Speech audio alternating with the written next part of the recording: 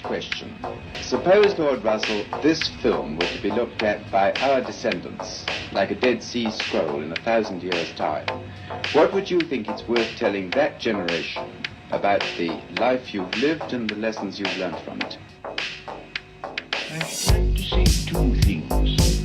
One intellectual and one moral.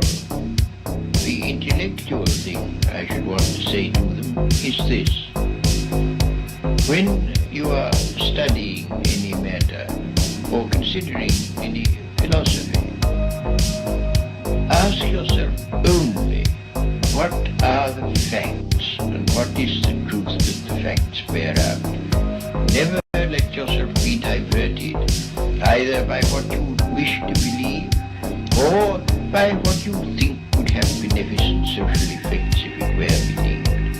But look only and solely at what are the facts. Hello, good morning, good evening, good day, good afternoon, and aloha. Welcome back to another live stream episode of the Unidentified Celebrity Review, your home for credible news, reviews, commentary on everything UAP and UFO. My name's Luis Jimenez. I'm your host, creator of the show. Thank you guys so much for being here. Man, have we had a killer week for the channel. Our Brandon Fugel interview just went over 90,000 views. So thank you guys so much for sharing and liking and subscribing to the channel. We've also gone up by 1,000 subscribers. So it seems like you guys really, really enjoyed that episode. If you haven't seen it yet, don't go anywhere. It's still there. It's not behind a paywall. It'll be there forever for free whenever you want to access it.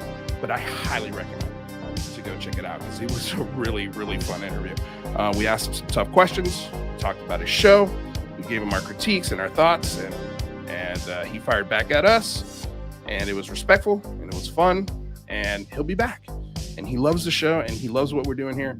And it's always fun when you have someone on the show that you can ask tough questions of, and at the end of the conversation still be pals. So that was really, really cool. What are we doing today?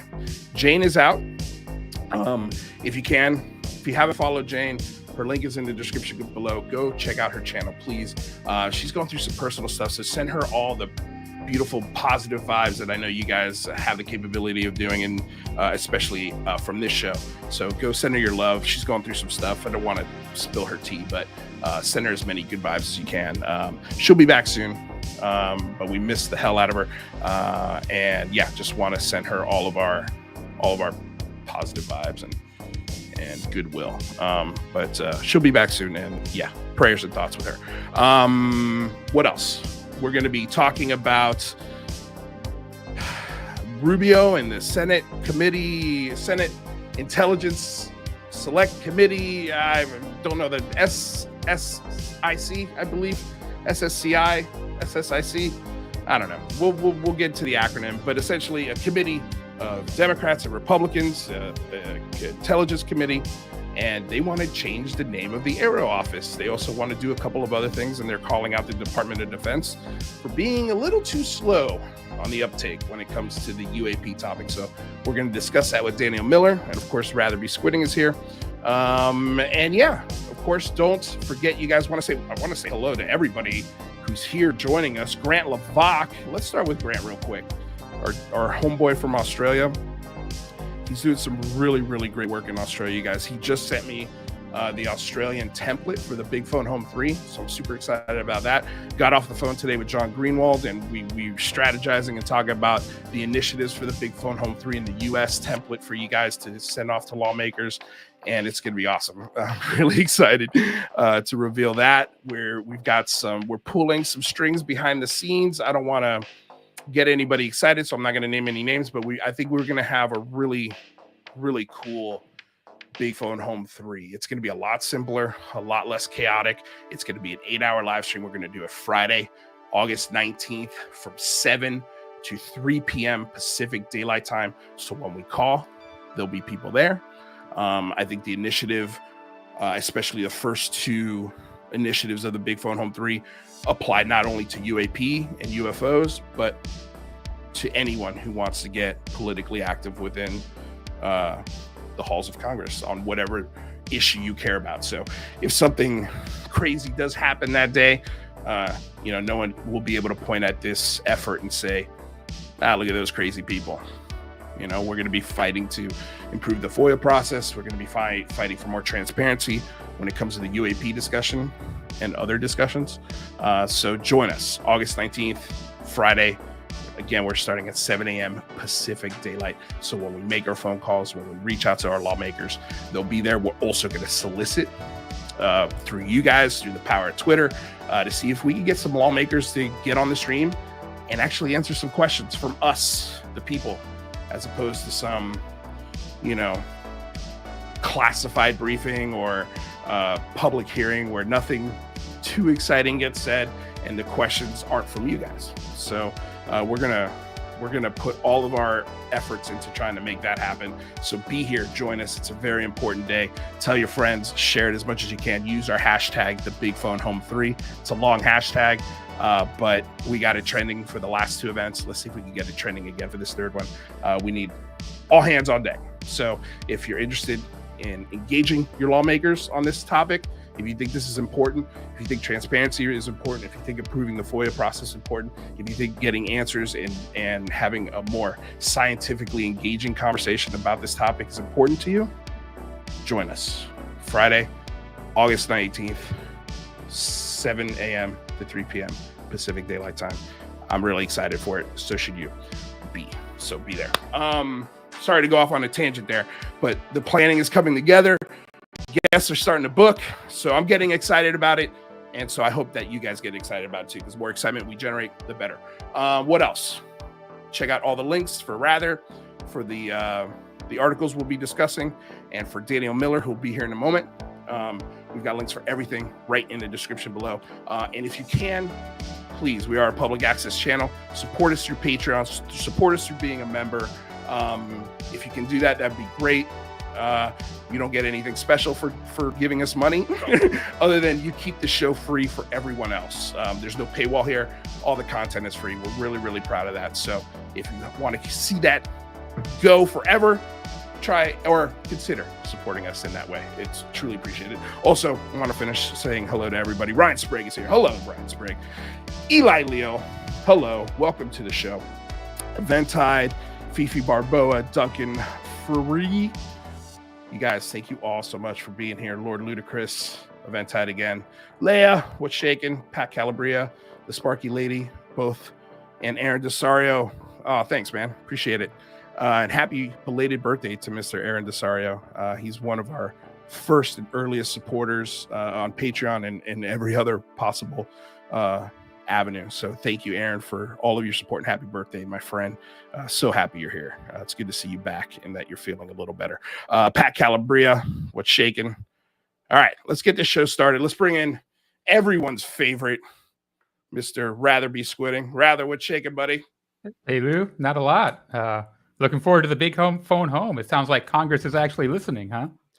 I mean, if you look at our request of things for the last two events, and then you kind of see what's happening, and then you also look at I'm forgetting her name for some reason right now, Katie Howland, and her effort that she put on a couple of weeks ago, and our requests, at least when I called, I requested for oversight of some kind, and that felt like it was kind of put in there post, the writing of the bill. Which was, I don't know if we had anything to do with that, but It didn't hurt. It didn't hurt. And that's what we always say. We have no idea what our effect is on these types of things, but we know our efforts don't hurt the discussion.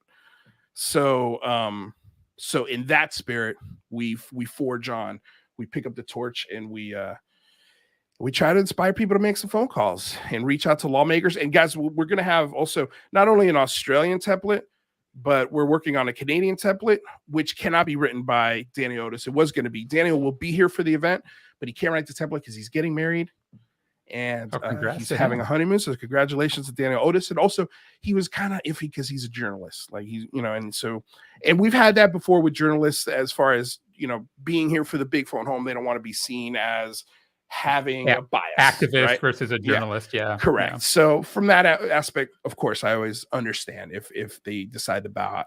But I have reached out to a couple other friends north of the border. Excuse me.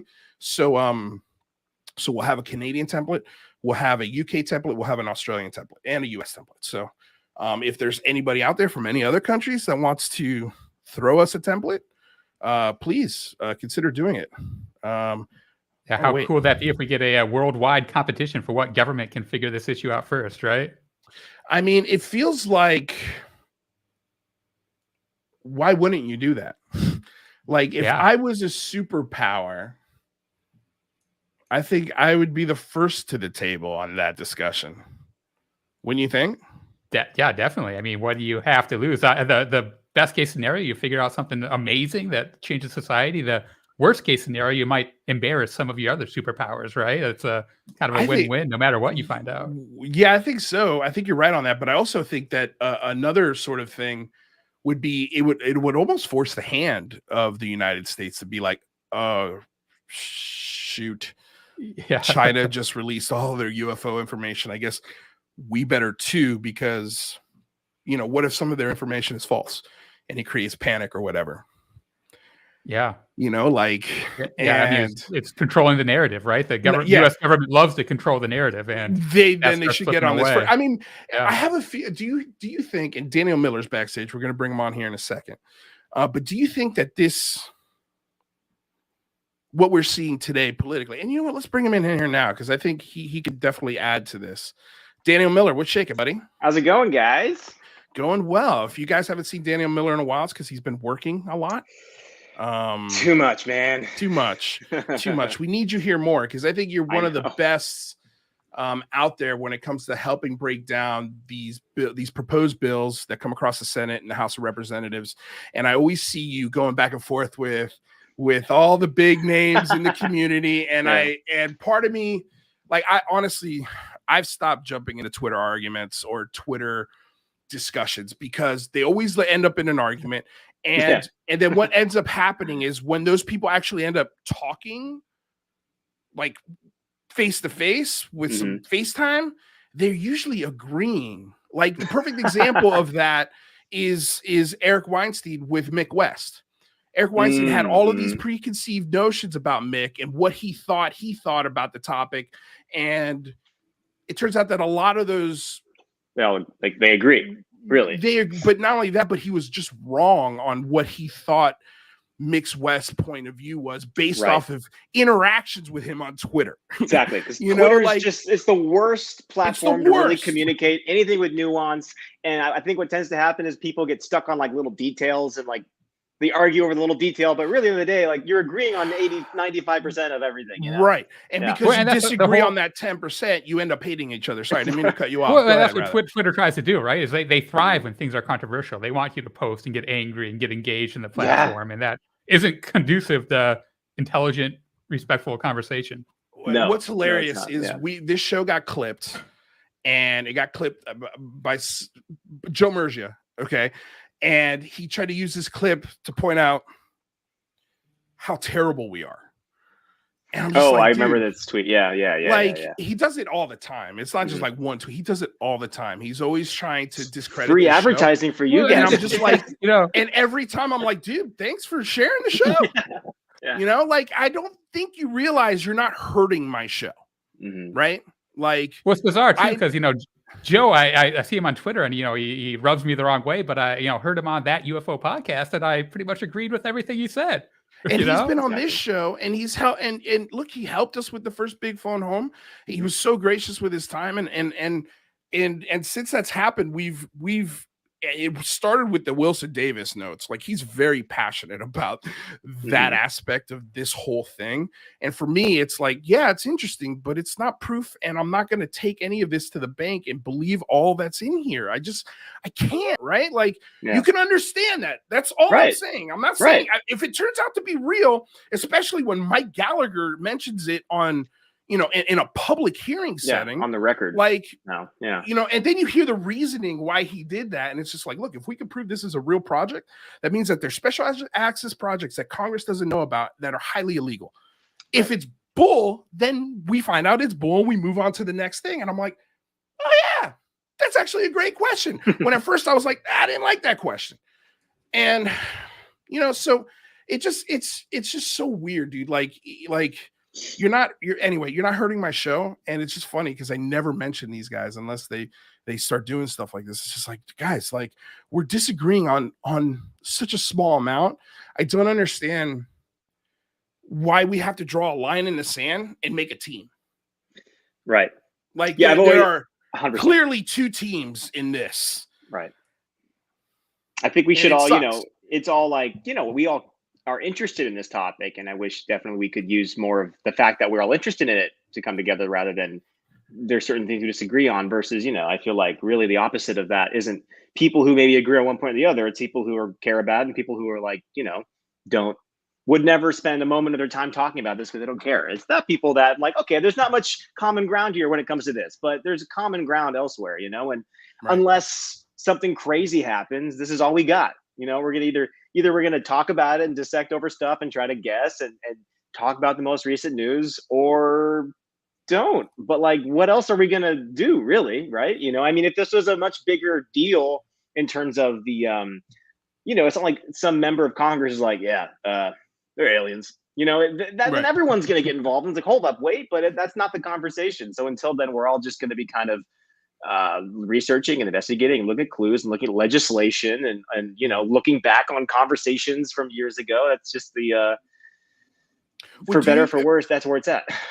Well, I guess going back to this original question, which brought you in, I mean, do you think that this movement in legislation that we're seeing over the last, especially now, 2 years, and I do believe a lot of that movement was sparked by, and I always give credit to these guys, Lue Elizondo and Christopher Mellon and the whole TTSA crew and Eric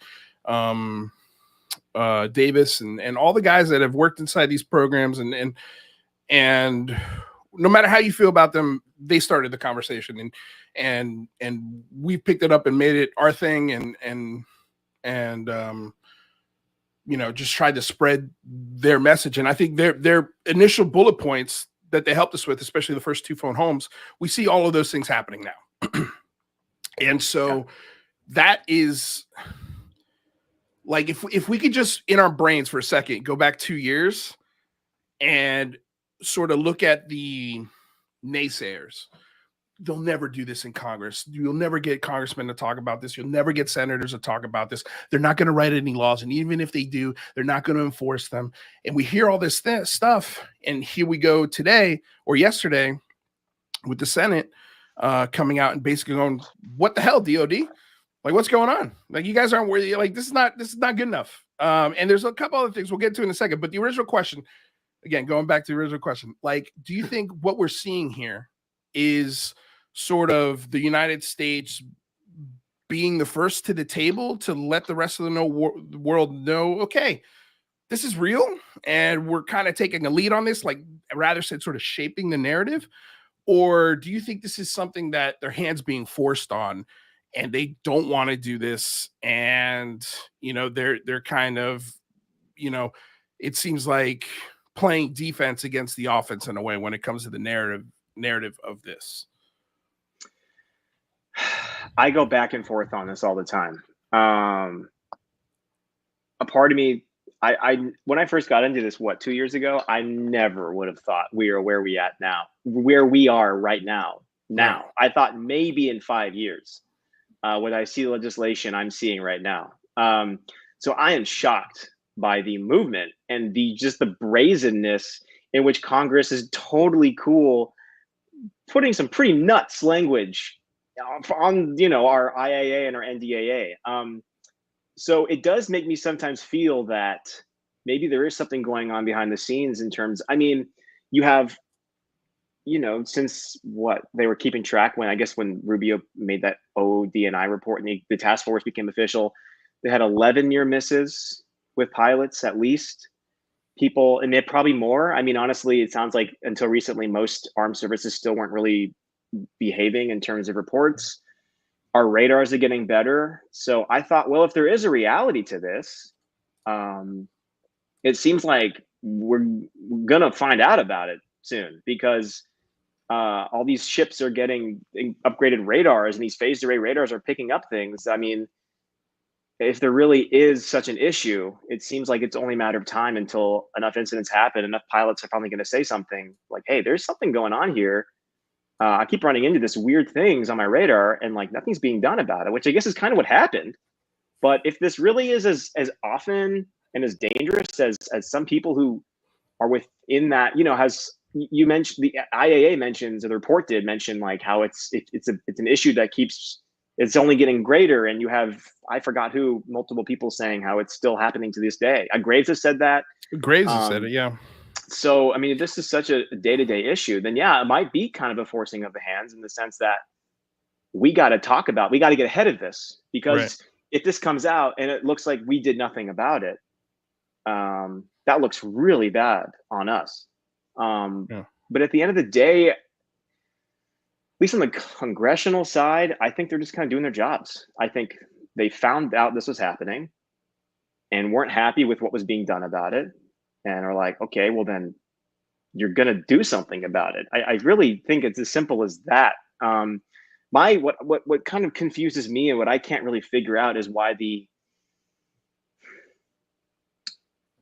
it took that, I guess, for the DoD to start taking it seriously, at least publicly. I'm sure privately, inside, if this really is as bad as it seems, they are very concerned about it. But at the same time, it sounds like there was no universal way of reporting these things. Like, the stigma still existed back then, if they weren't really encouraging reports. And at the end of the day, even if you're concerned about it, you are not getting good data, because pilots aren't going to say anything when it happens. So maybe that's, I don't know. It doesn't make any sense. I think that's what just kind of makes my brain keep rolling it in my head. It's just, it doesn't add up. It doesn't make sense. Why did it take this? Why did it take Congress finding out from the New York Times and from Mellon and Elizondo and these pilots? Like, why did they find out this way, and not the DoD being like, so you're the committees, so we have to say this because this is what we're supposed to do. This is happening. So I think, like, why? Because if you just take UFOs out of the conversation completely, okay? None of the stigmatals, little green men stuff, or natural phenomena. Russia, China, that's it. Just pretend it's Russia or China. If you have pilots running into, I mean, because we already know there are these adversarial spying efforts already happening day by day.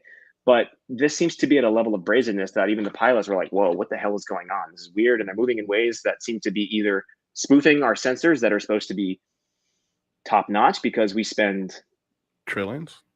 Like, we spend more money than like the other countries combined, basically, except for China. So if they're getting spoofed, that's a big problem. Or if they actually are moving in that way, what the F, right? Yeah. I mean, why don't we know about this? As a technical surprise, and if that's China, cool, we better start learning Chinese. So it just, the actual like issue, what seems to be happening versus the reaction the DoD seems to have had just doesn't seem to line up. But what makes all of this suck is that most of this kind of stuff would be kept just so tight and wouldn't be talked about publicly in the first place. It's hard to know what is the DoD just failing at protecting its airspace, and what is them just not giving it away, because they don't want to obviously give away what they know. Could it be? Oh, go ahead, rather. I see it all over your face. What do you got to say? Well, I think you're totally right. And forgetting all this, UFO and are they aliens? It's just, air safety, right? It's ridiculous that the DoD needs Congress to tell them to, make the pilots safe, right? How did it take Tom DeLonge for the DoD to take air safety seriously? Like, it's hard for me to believe that's real, and yet that's what it appears. I mean, it obviously is. Yeah, I mean, the 11-year misses are still happening. Yeah, right. Well, could it be as simple, and I could already feel your eyes rolling, rather, but could it be as simple as someone like a Christopher Mellon, who, because I feel like a big part of this is not embarrassing the institution, because I think a big part of the reason why we have a problem with drones and these incursions that are Russian China, again, taking the UFO aspect thing out of this, if that is true, which it is, that's a huge embarrassment on the Air Force. huge. And also I think if you're sitting there as Christopher Mellon in 2004 and you're seeing these things and you're getting reports because you're an intelligence officer and you get reports like these, and then you see the response to some of those reports or what happens to those reports when they're, put up the food chain, and then they see they're ignored or those people are demoted or whatever happens. Let's just say best case scenario, it's just, nothing happens, which is bad. And so now for years, they've been ignoring this and ignoring this and ignoring this and sweeping it under the table because the Air Force is like, weird shit in the sky. Don't want to talk about it. Don't want to talk about it. Like, we're not going to talk. We already did this. We refer to Project Blue Book. Go look at that if you want to get our opinion about weird stuff in the sky. Right. And so they're looking at this and they're going, okay, like, we've reported it to all the proper chains of command. They're ignoring it. Let's put some gasoline on this fire, make this a bigger deal. So maybe that revealing it to a rock star sort of thing is an initiative to be like, if a rock star knows about it, China knows about it, Russia knows about it, about this hole in our defense system, pay attention to it. Because I think at the core of this, because it's in the language, at the core of this thing, it's a national security issue and it's a flight safety issue. That's what this is. And no eye rolling here. Yeah, everything else is icing on the cake. Yeah, what do you think of that? Like, what do you think about it, Christopher? Like, that's why we're getting it. That's why it took a rock star to expose this hole in our national security, because the Air Force was too stubborn and too proud to ever admit that it has a fault. And now here we are in 2023, and there's a huge problem. And this is their way of covering the Air Force's ass, not embarrassing the Air Force. The DoD is literally, I think of the DoD as kind of like the NFL, as like Roger Goodell of the rest of the military. They are the shield. They are literally, he is paid to be the meat shield. Anytime there's a complaint, you put Roger Goodell up there and he represents all 32 teams, and all you got to do is just make us money. That's it. Don't say anything controversial and make us money. And that's kind of what this is, where it's like, don't say anything controversial and let's get the money that we need to get to, or allocate the things that we need to do to make sure these things get reported and nobody gets embarrassed. You know what I mean? Like, it could be as simple as that. There's one factor in it that makes me think there's an element to this that makes me just that throws a wrench into just it being as simple as that, is the fact that it seems that everyone involved keeps saying that our sensors are showing things moving in ways we can't understand. So I think it's hard because we're trying to, that we have a very robust counterintelligence and intelligence, we have 18 different intelligence age components plus counterintelligence, all those things, who have very clear ideas on what our adversaries are capable of. So it's one thing to say, hey, let's use Tom DeLonge to get this part out here, because then maybe we'll start taking it seriously. But then there's the other component of, what the hell are these things moving in ways that we can understand? Because from all intents and purposes, as far as we know publicly, that's a problem. Everything we talk about, it's always, publicly, because who knows what is going on. Yeah. But here's the thing that also is not really talked about, though, and I think, we have talked about it, but man, there are drones that move in absolute 90-degree high difficulty turn type things that can maneuver for days at a time, right? In some cases, especially U.S. tech. Well, that's the thing, though. It's like, but the people who are this is the part where it gets hard. It's like, this is where specifics matter, because you'd also think that the people in charge of the intelligence communities know what drones we have and wouldn't be concerned by, because if there's any kind of capabilities that are showing stuff that is crazy. But like, no, yeah, we know the technology that can do that. Obviously, one should not assume it's anything but that. So then why are they saying we can't understand it? Why are they saying moving in ways that defy physics? It's like those specific sentences that they seem to be very specific about saying. I'm like, that, like, either you don't know what your technology is out there then, or what you're seeing is crazy. And the problem is we don't know what they're seeing.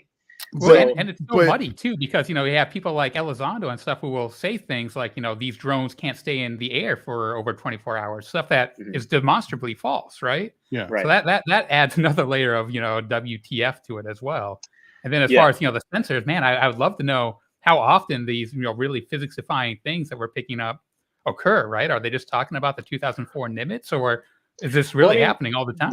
But also, let me add to that real quick, because physics defying, like, you have to define that, because to me, a craft doing, 800 miles per hour and does a 90-degree turn, if you say it to me just like that, I'm going, that sounds pretty physics defying. But for a drone, that's very normal physics. I think you could get drones that travel 700 miles per hour and can do a 90-degree turn, or what appears to be like a 90-degree turn. I think they can shoot off at very high speed. I mean, we have video of commercial drones that have been clocked at over 100 miles an hour, and they move like an unidentified flying object. And if you put some lights and you let the sun go down, all of a sudden that thing's a UFO. So when they say physics defying, and this is where I'm with, rather, where the physics? What physics? What physics did it break? What law did it break specifically? Like, for you to say something like that. Well, I mean, if you talk about the Nimitz stuff, going from like 80,000 feet to the sea level in a blink of the eye, that definitely is physics defying. Right. Like, that is physics nothing defying. can move through the air that fast. Right. Yeah, exactly. but Especially with no sonic booms. But that was seen on radar. Right. Well, that's what they're talking about, though. They're seeing these physics-defying behavior through our sensors, right? Right. Which also doesn't mean that it actually, is happening. physics-defying, right? It could be an optical illusion or a sensorical illusion. Or things can appear very weird when they're actually mundane. But I think there's obviously something to dig into here. Or like even Jazz and McGowan have hinted at, like in 2004, the Spy 1 radar was just installed. So they're literally learning how to use it on these training missions. And that's not to say that, there's a huge difference between what they were using before and what they were using then. But you have to assume there has to be a pretty significant difference, because they're upgrading hardware in all of their ships, all of their planes. So it's not just, like an OS software update. It's hardware and software that they have to kind of, in a way, relearn. I'm sure a lot of the things translate to the new stuff, but there's a window there for mistakes. There's a window there for things to be misread. I mean, they thought that they at first were getting spoofs. They shut down the whole Spy 1 radar system and then turned it back on, kind of like what we do with the live stream here when somebody goes crazy. We're just like, all right, back out, come back in, and it works. But when they turned it back on, they still saw these things doing the things that, are physics defined. But I'm sorry, I didn't mean to cut off, but what is that definition? Well, that's the thing. At a certain point, you have to, it's kind of like what the report does, where it assumes that our sensors, an assumption we have to make if we're going to do this analysis, that our sensors are working as intended. And I feel like if we're going to talk about what our government is saying, we have to make an assumption that our national security apparatus, intelligence agency, for the most part, isn't completely incompetent. We have to, because otherwise everything that we talk about could be, or they could be wrong. But so, could they fake incompetence to cover up for incompetence? Because but then they're faking it to Congress is the issue. That's right. That's where the issue becomes. When it's like, well, you could be, but then now you're doing stuff that became news for decades. Like you're doing things that, like, back in the day was a big freaking deal and people went to jail over. So, and I'll also add, like, I feel like it would be, I feel like you're right. Like, to do that to Congress is a completely different story. And I feel like there would have probably been at this point a representative of the DoD just stopping by one of these meetings and going, all right, guys, here's what's happening. Like, in a classified setting, like, we have a huge hole in our security system. The Air Force messed up, and we're putting this out there to sort of play catch up while we publicly look like idiots and Muppets over here, you know. But I mean, what's a worse public mess up? You know, getting bad information on UFOs, or finding out that UFOs are actually man-made things, or finding out it's China, but whatever, or, you know, a massive like spying issue of our systems, our fleets, our nuclear capabilities, and the possibility of doing a terrorist attack with a swarm of these things. So, I mean, to me, the bigger embarrassment is the latter. And you're almost willing to be like, put some egg on our face, you know, let the DoD be the meat shield, get all the hate, because they never respond. Like, all these emails of Susan Guff, she rarely responds. Yeah. You know, like, they say their statement, then they go back in their hole and they don't say nothing. And it's like, tough bananas, kiddo. You know, if you don't like what we're saying, too bad.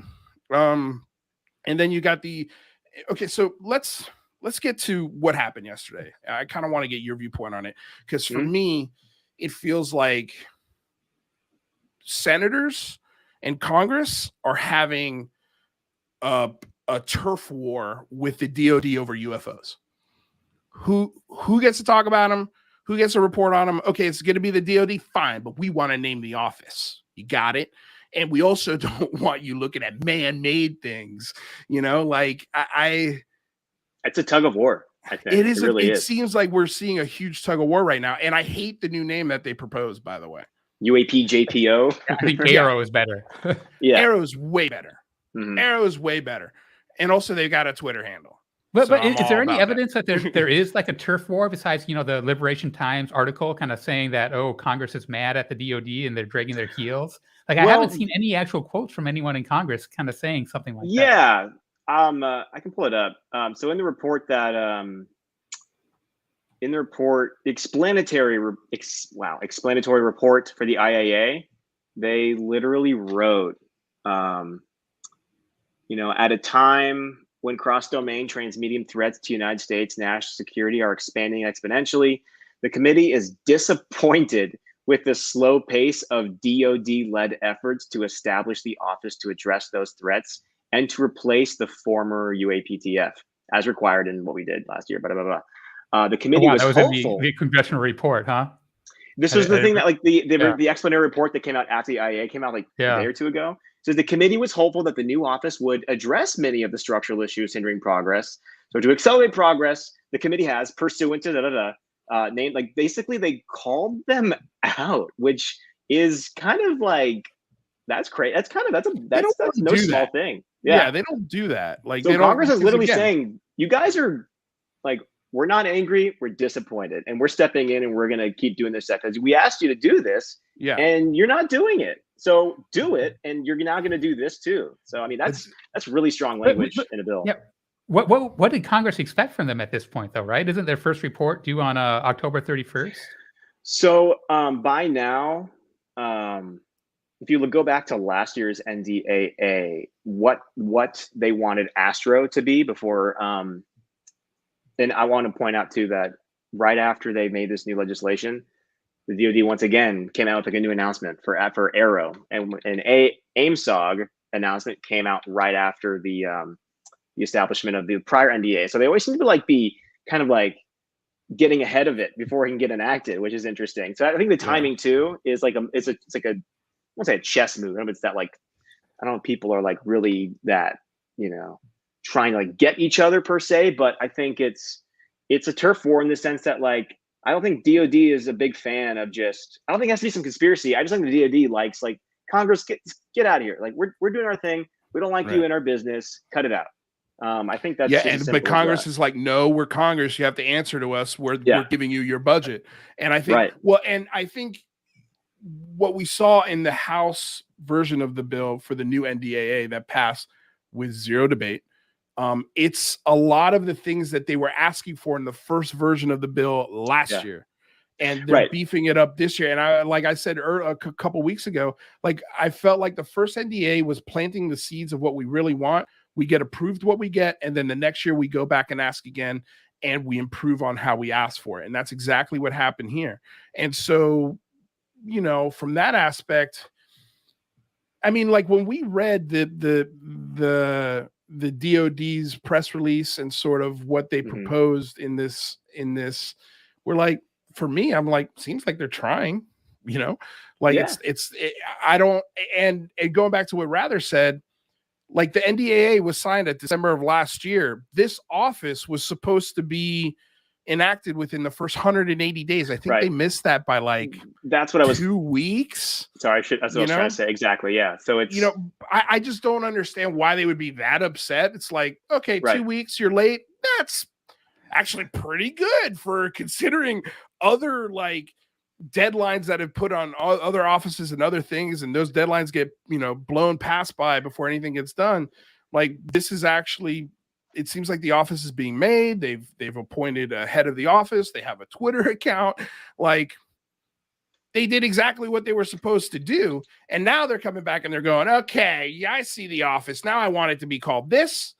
And I want you guys to do this and do this. And I think that's good. But is the DoD, you know, I guess, how many offices are we going to get? Like, is that undersea aerial phenomena office and this office, the JPO office? So we'll have 2 offices, and then that one will answer to Congress and a slew of a whole bunch of other people. And then we're going to have this DoD version of the office. It just seems it's one. It seems like they're confusing the hell out of everyone. Yes, they keep changing the name of the offices. They keep going back and forth with who's got control, who reports to what we're reporting on. Is it man-made? Is it not man-made? Is it underwater? Is it in the sky? Is it in space? Like, and here's the thing: when I put this in here in my notes. Let me pull it up. They had. I thought. Let me see here. Defense Department. There was somebody had put. I think it was in Dean Johnson's breakdown of what happened. He put something like the Central UAP Office, and it was just like explaining. That was a term that he used to explain what these other offices are supposed to be doing. I'm like, why don't we just call it that? The Central UAP Reporting Office. Like, just make it as simple as possible and stop with the back and forth and stop with the confusing stuff. Are they going to be exploring underwater then, though? That's the thing with you. Yes, right? Man. Yes. I think you put it in a mission statement. Like, if you put it in a mission statement, what the purpose of this office does, you can include it in a mission statement, and you don't have to worry about getting it in an acronym or it sounding good. Just the UAP Central Reporting Office. Boom. This is where everyone reports to. And this office is only beholden to 2 entities, the DoD and the people, represented by members of Congress. So I will say this isn't that unique to how convoluted the bureaucracy of government is. Yeah. And it's just a mess and inefficient and confusing. Essentially, AARO is what Astro should have been. It's just a year behind because we saw legislation for that, and then it got passed, and they had time to pass it. And for whatever, and this is the thing I wish journalists would ask Gillibrand and Rubio and Warner and all those people. Like, why are you doing this then? What are they doing that you're not happy about? Because remember, Brian Bender wrote an article being like, they're not happy about this. They went out and said it. So yeah, I would be curious to know what specifically it is. And there are some things in that Astro Gillibrand amendment, quite a few components of what this office should be that I've heard nothing about yet, but that just could be because we don't know about it yet. We don't know what they're doing. Maybe they're still staffing it. I don't know. Right. But I will say this, there's not going to be 2 offices, probably. This UAP JPO thing is basically them saying, this is what I want AARO to be. So, and the whole point is supposed to be one clearinghouse, interagency, with the DoD and the DNI together working on something. So I don't think it'll be 2. I think this is just yet like another revision to whatever AARO is right now, that in a year from now, maybe will be the case. Just takes a long time. Well, I mean, I think we're going to get our report on October 31st or close to it. I think we'll get another public Can't believe hearing. it's on Halloween. Like, really, guys? Really? I love that. I love it. I don't mind. I'm dressed okay up with as an alien. Yeah, I'm totally cool with it. I'm totally cool. I could just imagine, like, oh, man, can you imagine, like, just giving this report and there's some sort of public setting and you got like a senator in like a Dracula costume, you know, because delivering this really astonishing news and dressed up as Frankenstein, you know. He's like, we have to reduce the stigma, guys. Yeah, exactly. Well, I will say, you know, that I don't totally understand why Congress is kind of acting a little bit adversarial towards the DoD, but I'm not disappointed, right? Like, I think that that's actually probably a good thing, right? Even if there isn't a cause for them to be upset, like let's put the pressure on, hold their feet to the fire. I think that's good. Well, and I think it also shows that, and if you guys could remind me, was it, during that public hearing, was it Schiff who had talked about, you know, the public has only seen 30 seconds of the gimbal video, and that there was who said there was another 4 minutes of that video? Graves has said that before. Ryan Graves. Ryan Graves has said it. I think that was mentioned in the hearing, but I could be wrong. I think Rather's right. I think because I was trying to just mention that. I was trying to remember who said that because me and John Greenwald were discussing it, and we're like, you know, he was telling me the process of how those videos are basically locked away. We're never going to get the full versions. I'm like, well, if you've got a public upswelling, they're public. Everybody knows about it. You can get a senator in front of you, like Rather did a couple weeks ago, and you could ask him, hey, we want the rest of the 4 minutes of that video, like Lieutenant Graves had just reported. Mm-hmm. Like, it exists, and we paid for it. We know it exists. It's already public. So what's the scoop? Like, can we see the rest of it? Right. I think that's an important question. About your discussion with John Greenwald, he thinks that it does exist. Because one of the things that I've been thinking is maybe it was deleted or isn't actually around anymore. I think it exists. Yeah, and he thinks it exists as well. Basically, it's been put. I can't remember how he described it. Maybe he'll be watching here in a moment. But like, he basically said that it's been protected. It's now the rest of the footage is essentially classified. It'll never be seen again. Which I think is BS. Which is BS. We should have access to it. And I think we should be screaming at the top of our lungs for the rest of that video, because I really, really do believe the rest of those videos will determine 100% if Mick West's analysis is right on that video or if it's wrong. Yeah, but that would just be that one event, right? Correct. And I mean, I just hope it adds clarity that, I mean, obviously I have a bias in this. I want it to be something extraordinary, but if it's not, and it's something, you know, extraordinary just made by man's hands, still really cool. Really cool, you know. It's just why are we using that really cool footage to deceive our lawmakers to writing laws to uncover this phenomenal thing? And that's where I'm like, I don't think lawmakers they're pushing for this. They're publicly pushing for this. They're debating it. They're voting on it, and they're publicly not lambasting, but kind of wrist slapping the DoD and going, get your shit together. Get it together like now. Okay. Because we wrote the NDA and we're about to write another one, and we're going to be asking for more. And if you don't oblige, your budgets are going to be affected. That's what I hope they say. At least that's what I hope the underlying sort of theme of that slap on the wrist is if you don't play ball, we're going to cut your budget. So just give us what we're asking for. And they've really built a lot of mechanisms to make that happen. I mean, they've required, I'm trying to do some memory, so many freaking details, but they're like required now every agency to give them anything UAP related ever.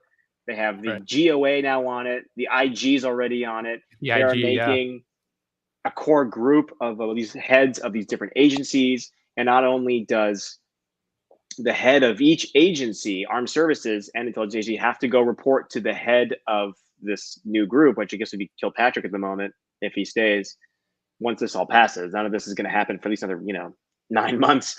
They have to report to the committees and to the leader of this group what they've done to make coordination better, anything UAP related that may have happened that was not reported for any classification problems or any reason that's in the language, and how they can improve coordination, every single head of every agency.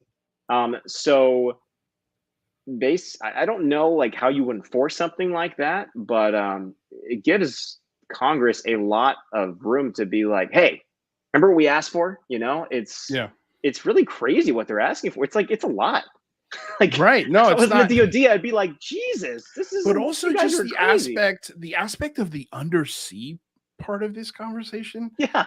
Nobody was like, give us the undersea information. Nobody, not even Lue Elizondo had. Well, I mean, Jazz Shaw had the dolphin theory long ago. Well, no, that's true. Okay, fair enough. Jazz Shaw did call it out. I mean, he did say the dolphins have an empire in the water, and they're the ones who run the Tic Tacs. We've got Tic Tac stickers on our merch store. Please link in the description. But this is a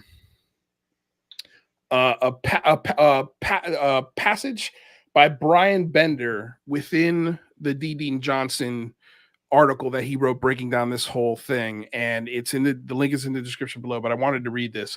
It said, without forcing people's hand, it's going to be very difficult to uncover legacy ventures and programs that we know about based on oral interviews we dig up. I'm thinking Wilson Davis, right? Mm-hmm. Said a Defense Department official who is involved in the new effort, but was not authorized to speak publicly. There has to be a forcing mechanism. Quote, there has to be a forcing mechanism. There has to be someone to hold people accountable, but also give them a chance to come out clean for a period of time, end quote. The official added, noting that in his experience, the Pentagon Oversight Group, AOI-MSG, has been stonewalled. The official said there are people with knowledge of the phenomena who have yet to contribute to oversight effort. That language makes sense then, because it's well, here's an interesting go ahead, Rad.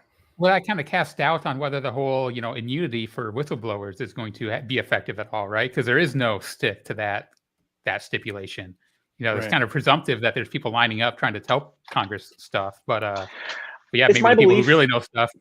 And it's just a belief, but my belief, they wouldn't write that in if they weren't already expressly told by people, you give me the room to do so, I will talk. This is my belief, but I could be totally wrong. In which case, if no one comes forward, it's pretty awkward for them. Not that we may even know, right? Because it's going to go to the committees, but it doesn't mean they're going to tell us, the public. That's the problem too. And I mean, I think that a lot of people read a lot into the language like that too, right? Mm-hmm. Like there could be crash retrieval programs. In fact, I believe there probably were.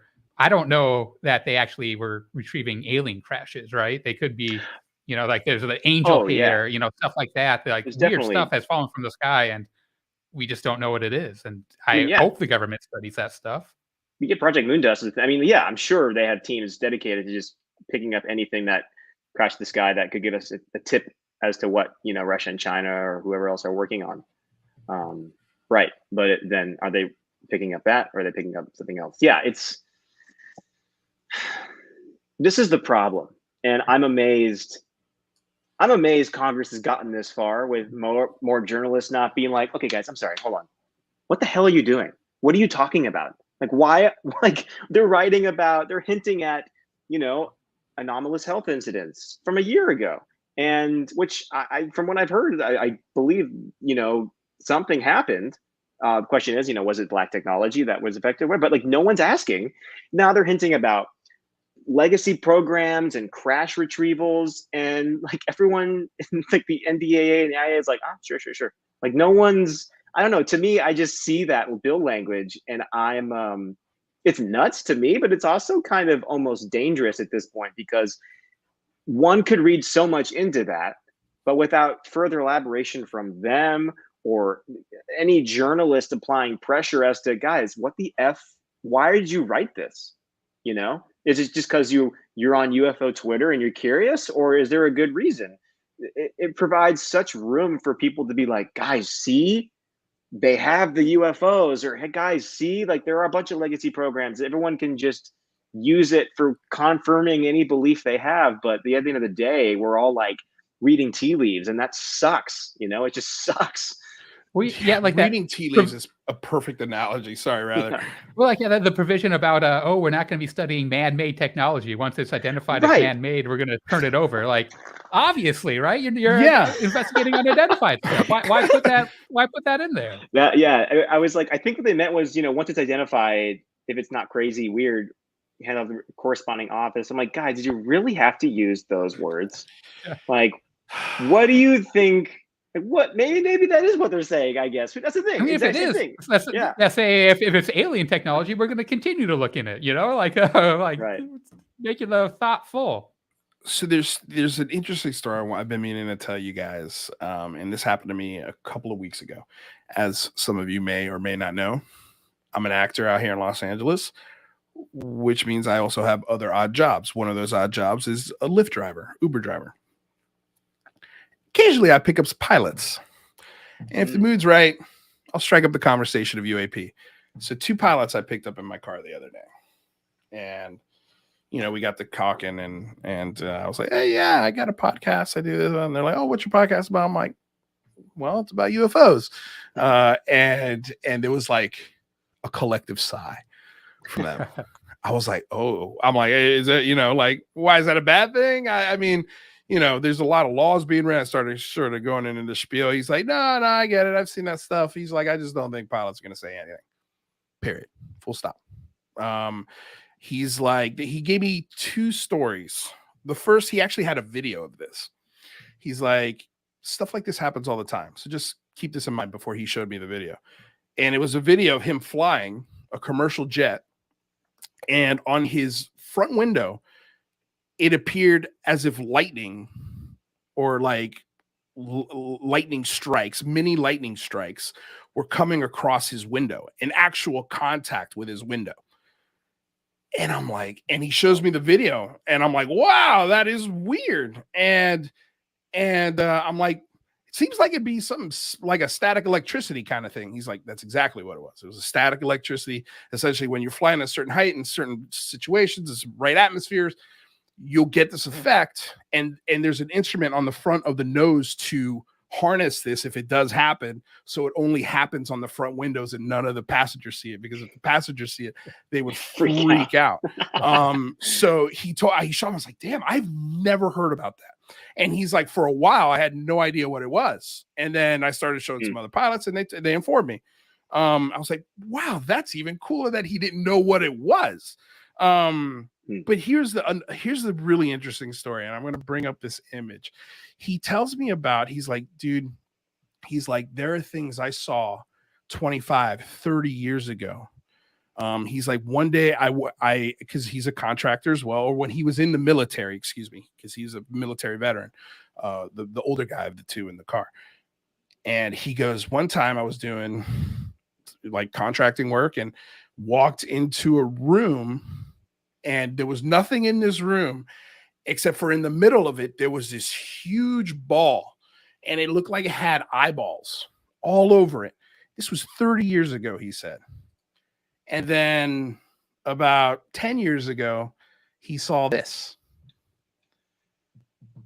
And for those out in radio land, it is a picture of a helicopter with that instrument that sits on top of the rotor blades. And essentially it's camera equipment, thermal imaging equipment. And it was a prototype that was sitting in, and it was just one piece of this whole system. And he was working on this one, like they had him come in and give him consultation work on this one piece. And he's like, I had no idea where they were going to put this thing. I didn't get to talk to, it was a compartmentalized special access program. And then he sees this publicly on a chopper one day. He's like, that's what I saw. That's what it was. And I was like, like, wow. Like, and he was also like, pilots will never report. They'll never, even if you write the laws, they're like, good luck finding anybody to come out and tell their story, like a Graves or a Fravor or a Dietrich. There's a lot to lose and very little to gain. A lot to lose and very, very little to gain. But not only, I mean, like I talked to him, about a pilot that I know who was running bombing missions in Iraq and Afghanistan, and saw a light come over his cruise canopy, the top of the plane, and then split into two other lights. So then there's three, and it flew right over him at high speeds and then dipped out. And he will never come on this show. He's, he flies for a major airline, and he's like a loose member of my family. And, they, even with the laws that are being written and the things that are being put in place, understand that pilots are still going to be insanely hesitant to report these things. And I told him, I'm like, well, that's a shame, because I feel like there is a huge, and maybe you could confirm or deny this for me, but I think we could both agree that there's a huge problem with drone systems being run by foreign adversaries within our country and over our, fleets of ships. And he's like, oh yeah, that's a problem. But he's like, we got solutions for those things. And I was like, that's weird, because it seems like we don't. Yeah, it's like in 2019. It seems like we don't. Yeah, I feel like in a battlefield they may have solution for those, but for an improvised terrorist attack, I don't know if if we're prepared for that. I don't think we are. So we probably have solutions and countermeasures for our DJ, drone that you can commercially buy. I'm sure they can block the radar signals for that. But yeah, the military drones that are built by military adversaries. Yeah, it's hard to know what's going on there. I believe the Biden administration just recently passed I forgot the details already, but some kind of group or endeavor to make that issue a priority as well. Yeah. So at least I think that's changing now, but that's an interesting story. So what do you? Well, sorry. Well, question to you, Lou. How close is your pilot friend to retirement? Because I guess that 20 years is one question, right? 30 years. 20. He's a young guy. 20 years. Well, he's pretty young, but he just I think he completed most. He extended. I don't know. I don't know how it works, but he was a pilot and in the system for a while, and now he's a commercial airline pilot. He's been for the last, I'd say, at least 2, maybe 3 years. And so he's like, yeah, as soon as I got in, I'm doing that for 20 years. And then that's like his retirement plan. So he's got 17 more years, I guess, somewhere around there before he comes out or is retired and maybe talks about it. I was like, dude, we could do an interview where I disguise your voice. We can't see you. He's just like, nah, man. He's like, I'll think about it. I think he just kind of placated to me. Yeah, think about it, kid, but you're back. Yeah. Probably not. They're scared, man. Again, like Miller said, they've got nothing to gain. And here's the thing also, and we're guilty of this. As soon as they do come out and they do tell their story, we're going to question every absolute aspect and detail of it Twitter to the nth degree, and to a point where they're like, why did I even do this? And that happens with pilots. That happens to researchers, really good researchers, journalists that are in this field that are leaving because there's a lot of fanaticism. Even though there's no team, really, they've made a team, right? They have their home team, but it's like a fanaticism without the team. They're logical. You can't talk to them. Can't reason with them. It's either their way or the highway, even if you're only 5% difference as far as what you're actually talking about. Like, really, we're not talking ever again because we're different on just this one thing. It's very fanatical. It's very, I want a team. And if you say anything against my team, we're out. We're done. Well, and I mean, I think that is a problem, that pilots will get questioned, and I think rightfully so if they come out and tell this stuff. But I think that the problem there is that they have to go out and publicly tell their story in order for anyone to take notice, right? Like, what we need is what's starting to happen in the military, where there's these systems where you can kind of report stuff. You don't need to wave your hands and say, everyone, hey, I saw a UFO. Man. You can just tell the people that are going to be looking into it. And I don't think that there's something similar in the commercial pilot space. I might be wrong about that, but it seems like those kind of mechanisms are what we need to kind of build up to hope to get more data and more answers. God, you know what that made me think of literally just now? You know, be cool film project is going to like VFWs and just kind of setting up a camera in there and being like, hey, I'm here to collect some weird UFO stories. I'll buy you a beer for your UFO story. I'll buy you a beer for the UFO story. So funny, dude. It was funny and kind of sad, but yeah, I dropped off 10 in the morning, drunk out of his skull. Told his wife he was going to a doctor's appointment. He's like, I'm not going to a doctor's appointment. I'm going to get some cigarettes, and then we're going to VFW. And I'm like, wherever you want to go, pal. I'm just your driver, you know. And the whole way there, he's telling me how he's tricking his wife. I'm like, you're wasted. But yeah, that'd be kind of cool. I have a feeling you'd probably get some takers, especially if you're buying them a beer, you know, and actually taking the time to get to know them. Could be cool. Yeah. Anyway, feel free to steal my idea, anybody out there, if you want to do that. All right. Well, we're at the top of the hour. I'm sure we'll talk about this a little more, but there's a couple things to get into. Miller, are you good to hang out with us for hour 2? Yeah. Mm-hmm. Excellent. Rather, are you ready for your moment here, buddy? Let's do it. All right, everybody. It's that time of the month for everybody's favorite segment. And I'm delaying here until I find the actual clip for it. Here we go. Time for everybody's favorite segment, Rather's Rant. Hi there, Internet. Welcome to another segment of Rather's Rant. A once-a-month segment starring America's favorite skeptic, Mr. Ratherby Squidding. Some have called him a low-life piece of or a sloozer who dwells in a triple dungeon in Sarasota. But we just call him Squiddy. Follow Squiddy as he discusses mysteries of science, faster than light travel, the James Webb Telescope, and now, and of course, alien poop. Without further ado, the one, the only, Ratherby Squidding.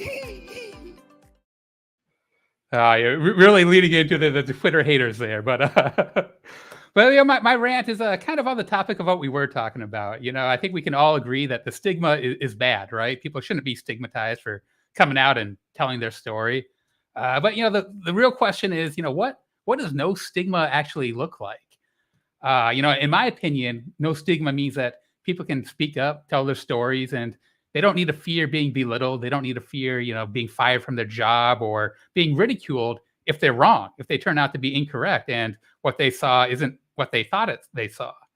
I don't think it is saying that we have to accept everything that people will tell us, what witnesses say.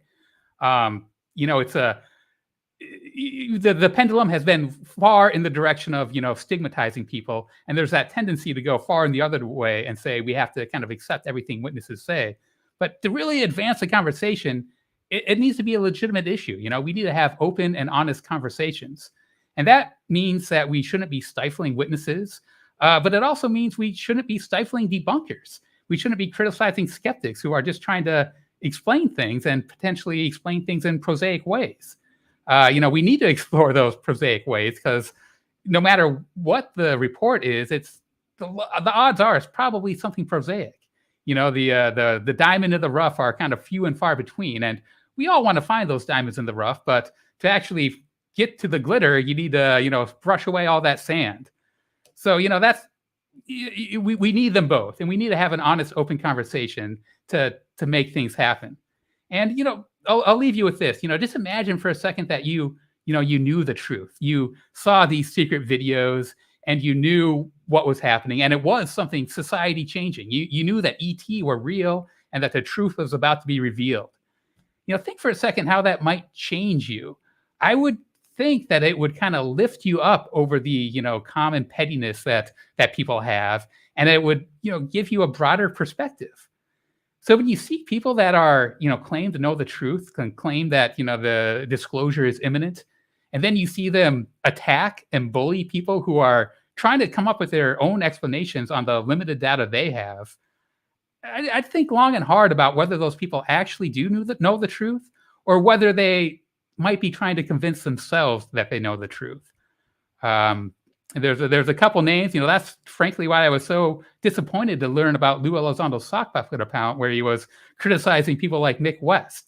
it really kind of blew the illusion that I had that he was kind of above the fray and had this grand truth that he was trying to reveal.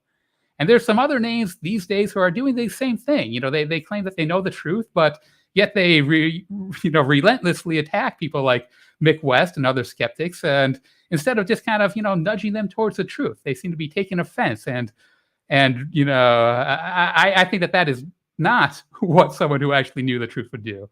So just consider that next time you hear your UFO hero ridicule someone or maintain that they know the truth. They might not.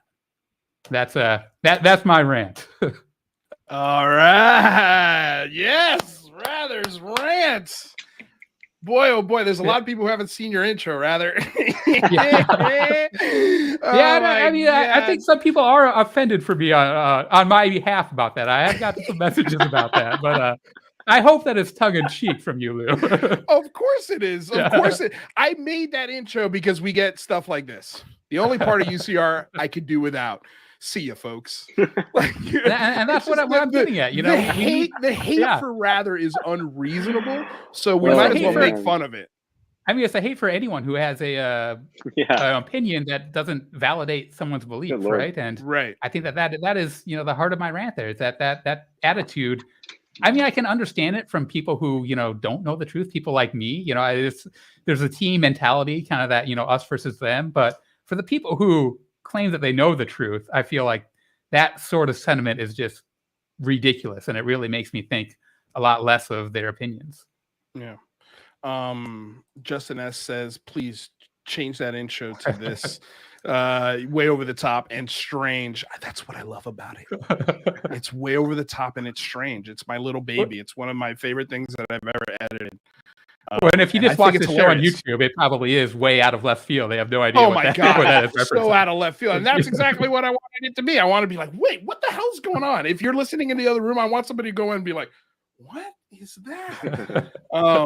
I think it's hilarious, and I'm not changing it. So there. And it's a joke. I'm not making fun of Rather. I just harnessed all of the angry things we've heard about Rather, added a couple of other things just to be funny, and make fun of the irrationality of it by putting it in a fun, campy, hey, we're doing this for fun. Fapping Rather. Somebody says, I think fapping. I think we all know what that means in the UK. But Leia says, Paranormal Pixie, it's not the airport. You don't need to announce your departure. Although we want you to stick around. But yeah, we're like we've said many times before, we're not here to inflate your belief systems. We're going to question everything. Not because, partly I think it's because, it's just natural. That's what we want to do. But we're also encouraged to do that by everyone that has been on this show. We're just holding them to the truth. Yeah, we want to know the truth, and we're holding them to the standard that they set. They set the standard. So if they set the standard, we get to ask the questions that confirm that standard. I think that's a fair agreement. No? Yeah, 100%. Otherwise, it's like it's religion. Right.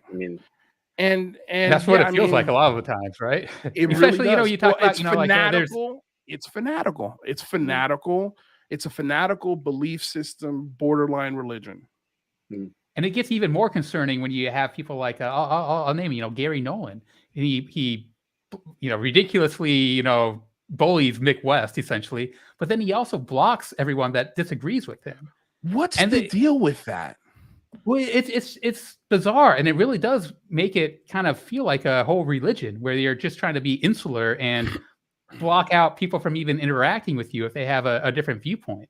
And that is just completely contrary to the notion of having an open and intelligent conversation. It's that's what cults and religions do, is they block out other people's viewpoints. And according to Lou, he was also just nominated for a Nobel Peace Prize. Well, he's a genius, right? He does great work. And that's what's so disappointing to me too, is that I want to love him and embrace him and all his work because he does amazing stuff. But then you show the other side of him, it makes me take what he says with a huge grain of salt. I'm with you. I'm gonna plead the fifth on this one. Miller, I'm gonna repeat of last time. Well, here's the thing, right? And I'll say my feel on it, because we've never I have never once interacted with Gary Nolan. In fact, I claim, like a few months ago, I professed that the discussion between Gary Nolan and Lex Fridman was one of the best UAP discussions, if not the best I've ever heard, ever.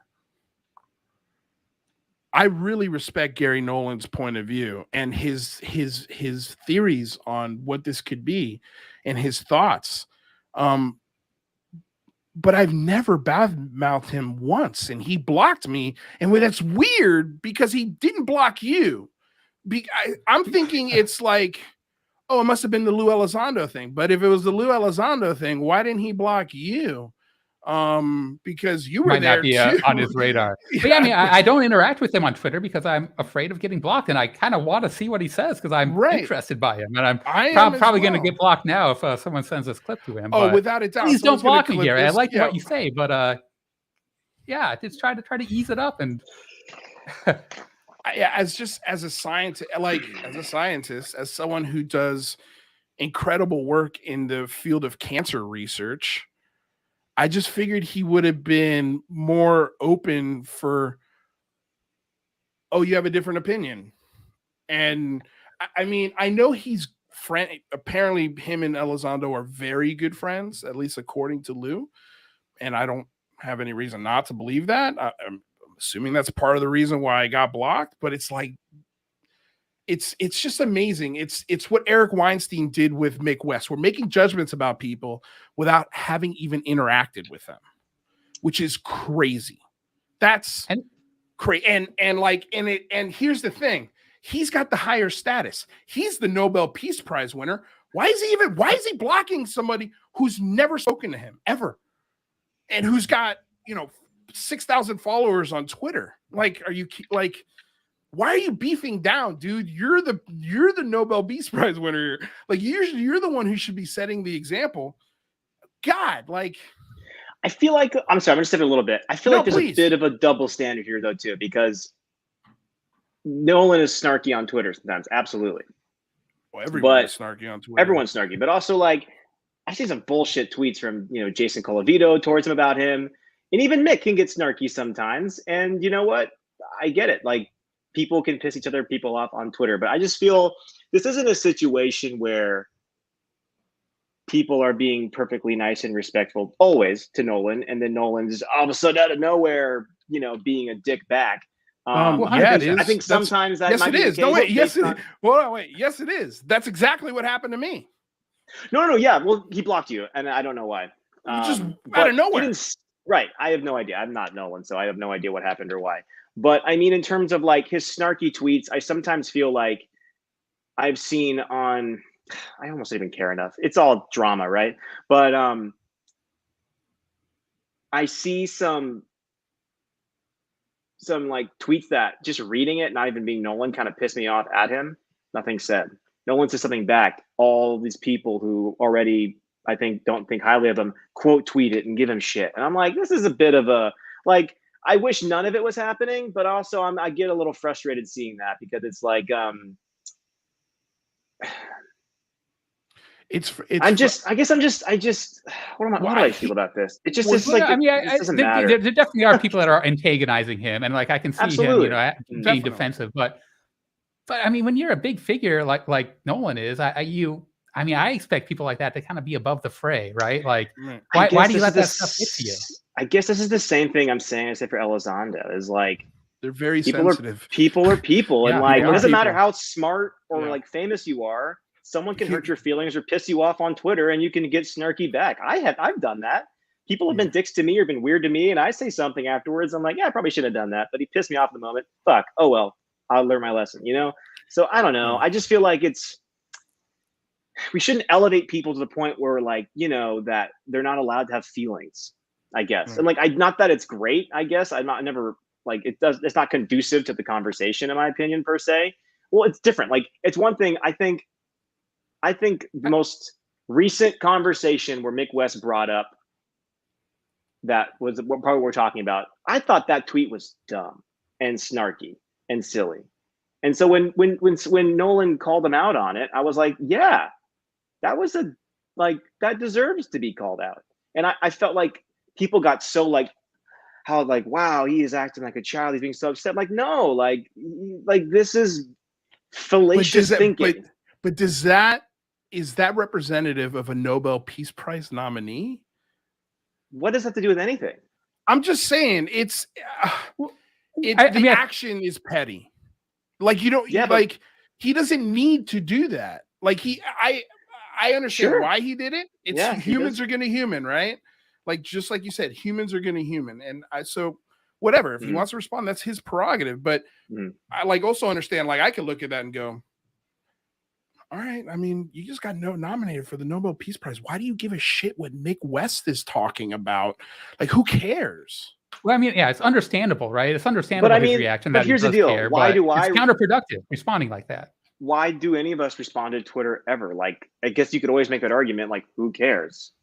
But that's why I stopped engaging mainly on Twitter. But like he cares. He's clearly I don't think he gives a shit. And you can think, I guess, what you will about that. But at the end of the day, I just don't think he cares how it's viewed. I think I'd be okay with it if he was bringing new data to the table. You know, well, I mean, I don't expect actions like that from someone who's knows the truth, right? And his buddy. I don't think he does know the truth. I mean, I've only seen the interviews you've seen, but I think he's maybe a little more well informed because of. I think he clearly has worked in some stuff that, like, at the end of the day, every interview he does is like, look, I'm just speculating. I don't think he does know like magically more than a lot of other people per se. He just has his own opinions on it. That's all. Well, he has his own opinions and theories, but the thing is if you go against that opinion or theory, you're blocked. And it's just like, I can't. Wow, okay. I mean, like, look, you can do whatever you want. Your account. Like, if you want to preach to the choir, that's your prerogative. But I would like people like to try to expand their message to.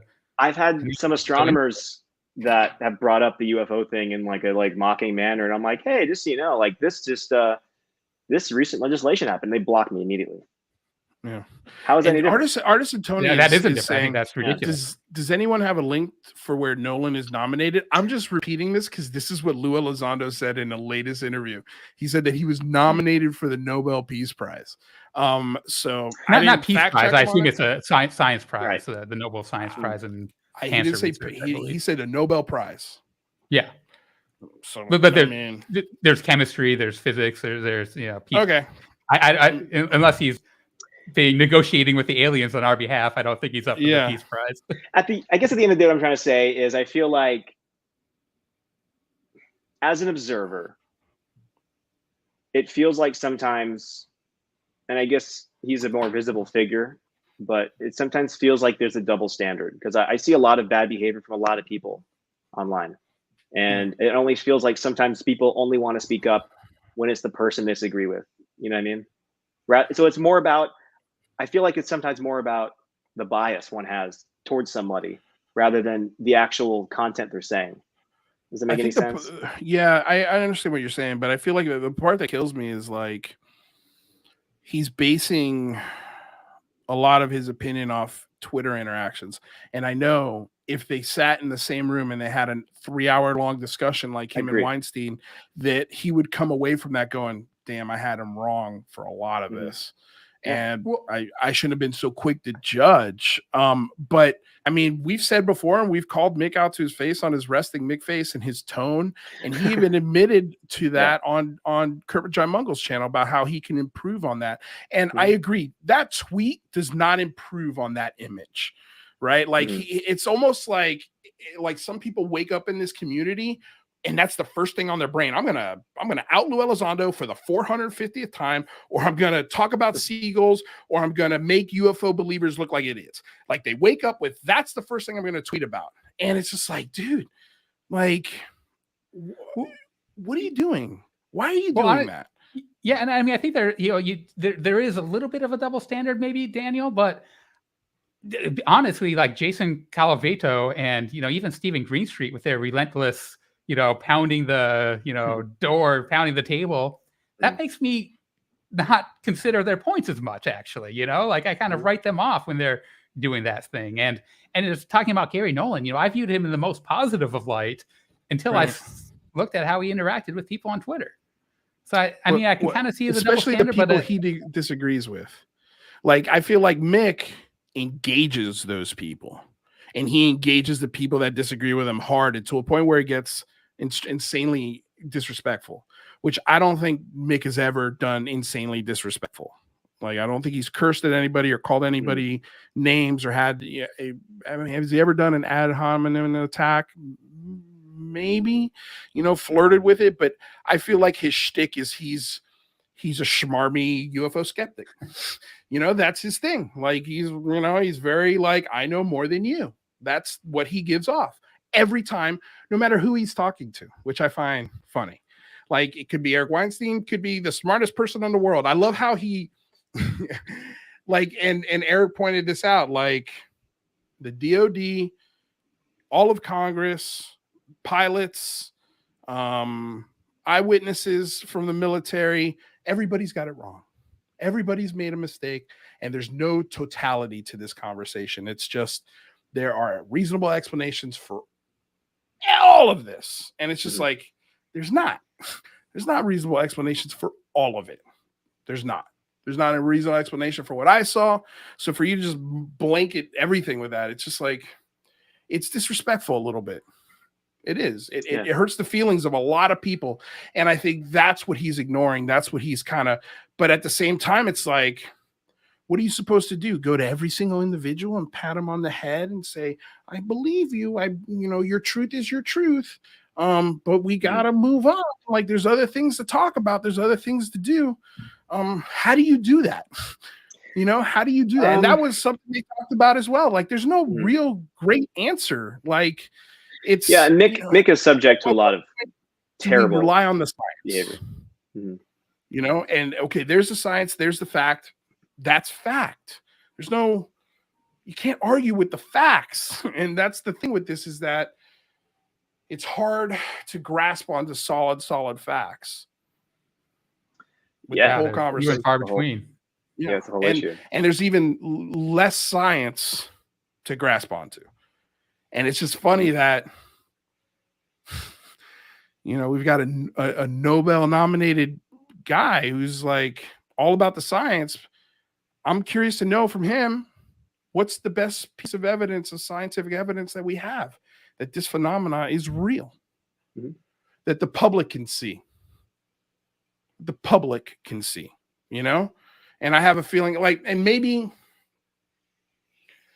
and it's the same thing with why maybe John Ramirez gets frustrated with us, person like that, because they have their truth. They know their facts. They have, but not only that, but they're lined up with a whole lifetime of experience and accomplishments within their field. And then, me and you roll up, we're like, I don't know,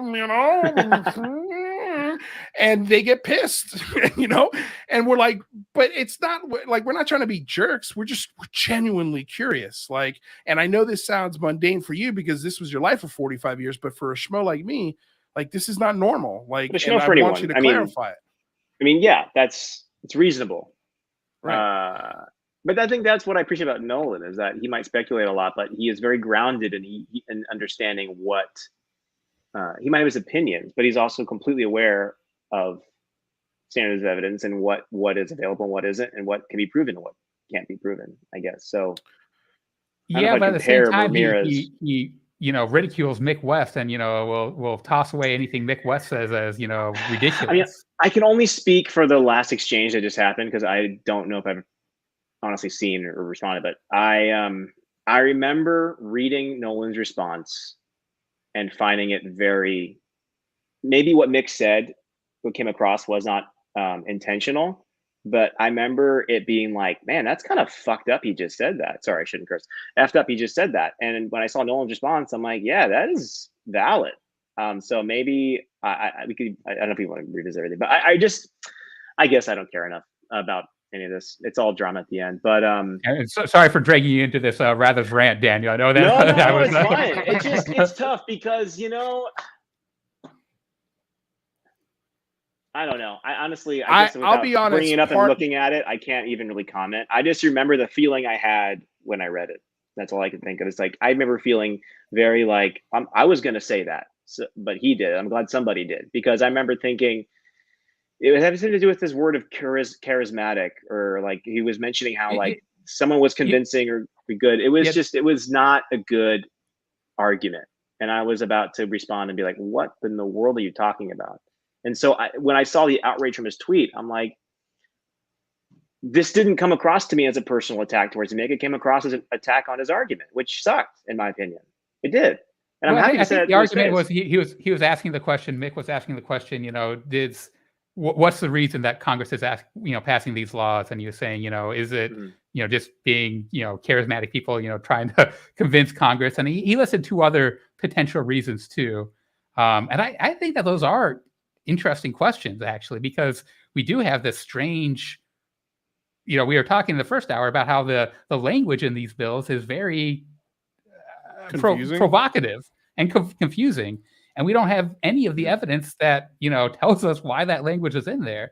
So I think it is a legitimate question to ask, is this just, people who are bending the ears of the Congress people? And, and he also, talked about, the potential bad data that, from the Aguadilla SCU write-up and, the Nimitz write-up. Right. Yeah. I think those are legitimate questions. Yeah, I have to look at, I don't know. I could look at it. I just remember thinking that question means he doesn't understand what goes on in the Hill. Like, that's not how briefings, that's not how the Intelligence Committee works.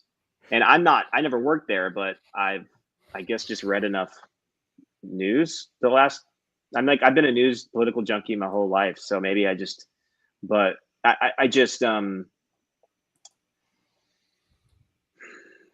I mean, this gets into the thing that it gets brought up a lot when I talk about this thing, is my faith in the government, or in that. And it's not really about me believing them so much as, because I don't. There's plenty of precedent to think that what's happening isn't what's actually happening, but it's the fact that they're saying it, which means in order for them to have said that, X and Y and Z had to have had occurred. And each one of those things is pretty stunning, like a big deal. And so is it a big deal because it's true, or is it a big deal because there's some major weirdness going on? And that's the question. But it's the fact that they said it. And so Mick kind of, in his argument, didn't mention X, Y, or Z and just kind of made up a letter, I guess, is kind of what the thing. The process in which laws get written and Congress gets information is not remotely in the hypothesis he had brought up. And the words he used were hinting at that there was just some charismatic and convincing person who convinced them there was something to this, to a staffer. And that's just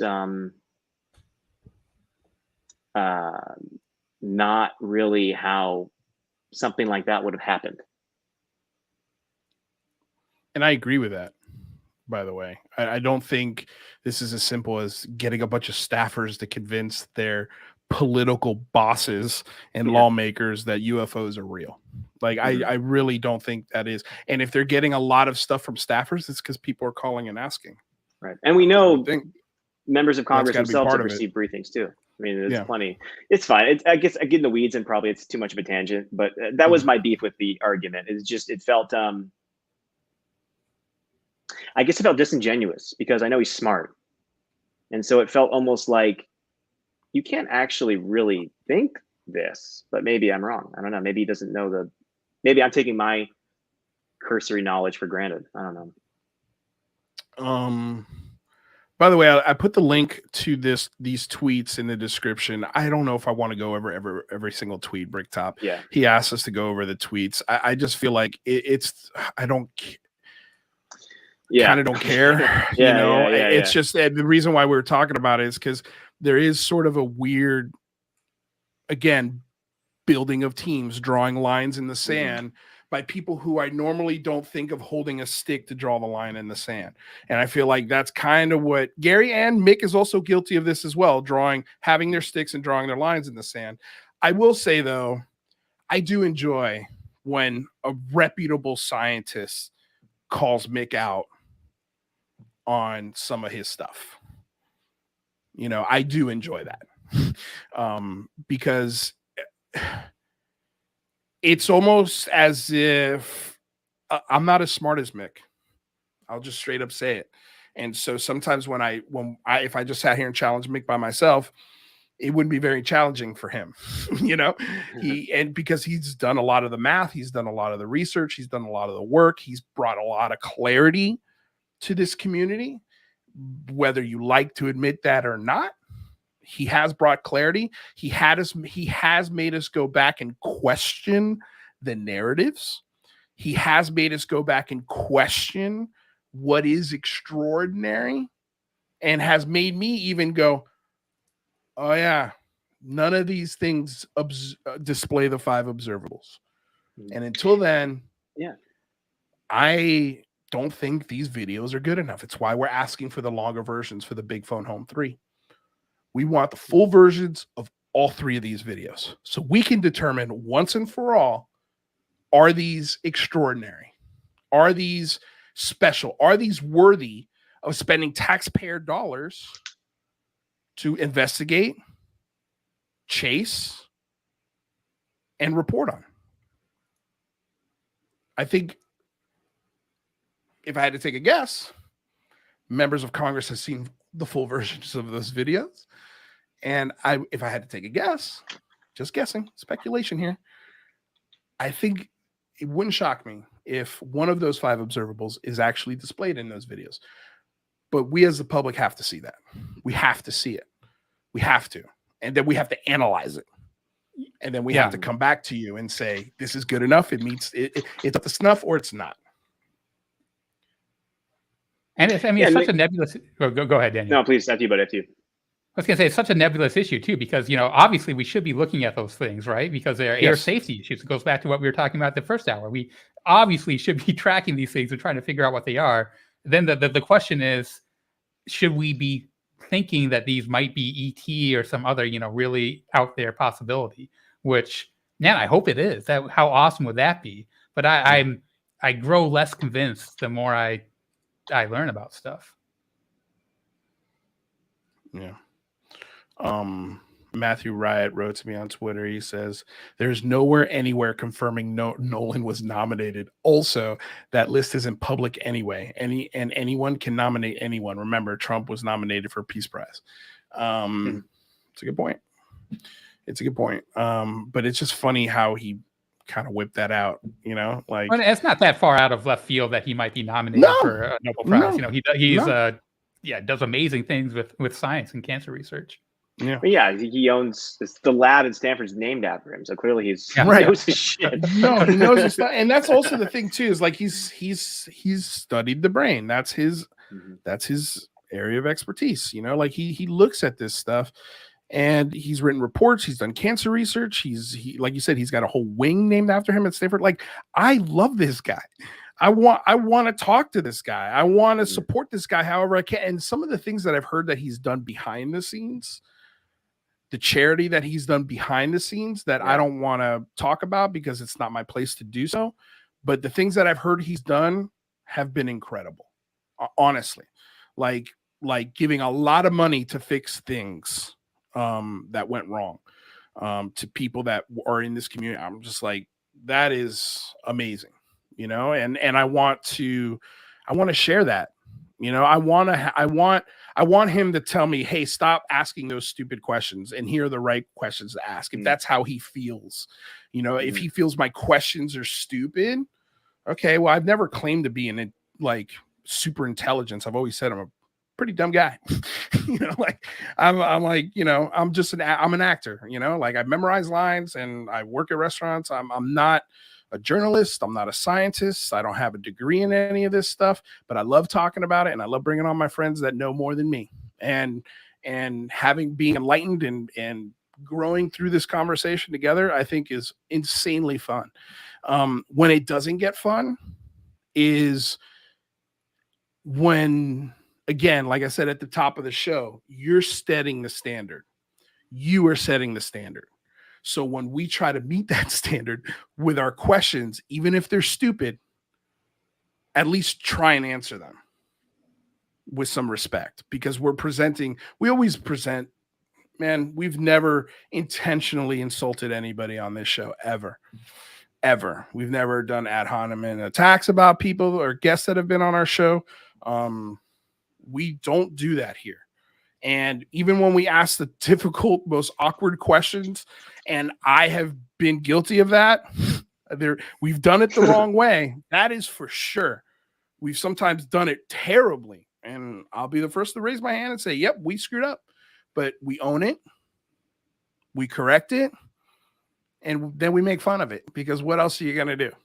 You know, what else are you going to do? But we're not out here lying. We're not out here selling videos or stories or pumping belief systems or charging you for the information. We don't do any of that stuff. You know, all we try to do is organize you and ask the government for more information, more data, more clarity, more transparency, more respect for the FOIA process, more respect for us as citizens, like as taxpayers.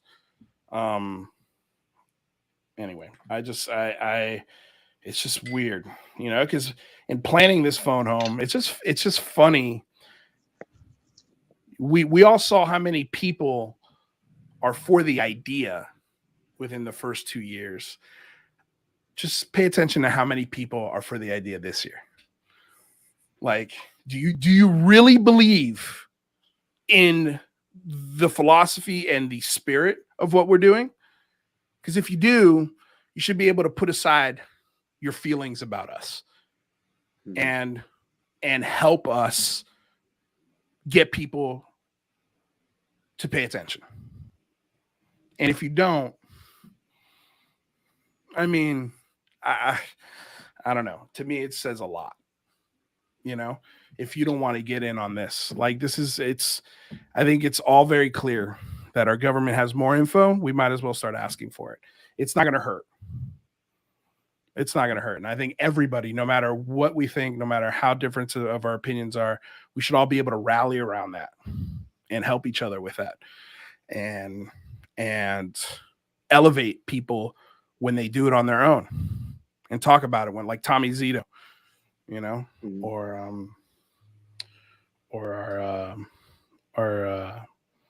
God, I keep forgetting her name. Help me out, rather. Katie Howland. Yeah. You know, when she did her thing, like prop them up, help them, no matter how much you disagree with them or what their views might be. If it has to do with contacting lawmakers, I'm in. I don't care who you are. Don't care who you are. Almost. I won't say don't care. Totally. Might a little bit, you know, but, you know. Sure, there are lines. There are lines. But for the most part, I'm willing to cross a lot of lines to work together. Yeah. Voices are louder together, right? They are. And yeah. And, you know, we for 364 days a year, we get to do this at each other. You said this, you know this, you believe this, you don't, blah, blah, blah, blah, blah, blah, blah, blah. For one day, we could all do this. Point up, man, point up. But, yeah, anyway, let's get to real quick, because we're running out of time here. We got about a little more than 10 minutes. Lue Elizondo, Jeremy Corbell teaming up in was it South Dakota is where Death Tower is? Wyoming, I think. Wyoming? Yeah, it's Wyoming. Okay. Teaming up in Wyoming at the Devil's Tower. There was a tweet sent out. I guess I'll pull it up. Lue Elizondo and Jeremy Corbell meeting at the Occidental Saloon. And I saw this. I was like, well, that's kind of cool. I got a little bit of FOMO. I kind of would like to be there to listen to what that conversation's about, you know? But here's the picture here. And yeah, they got the arm wrestling and the whole thing. So, and then they also took some pictures at Devil's Tower, and I believe is his name Jesse Michaels, the gentleman that runs that one channel, American Alchemy. Yeah, American Alchemy. That's it. It says here, hint, the better looking of the two won. Jeremy Corbell tweeted, a bet was made and a fierce grapple ensued. 1, what do you think of the bet was? And 2, who won? Vote in the comments. Lue Elizondo is going to spill the beans, ? Who's going to spill the beans? High stakes, Warriors unite, hashtag UFO arm wrestle. So I'm curious what you guys think. Like, what do you think the bet was? Oh, I always thought it was just like a silly little caption for the picture. I actually never thought about it being a real bet. I don't know. I have to think about that for a second. If that's an actual bet they made about something. Riley, you have any theories? I mean, who would win at arm wrestling?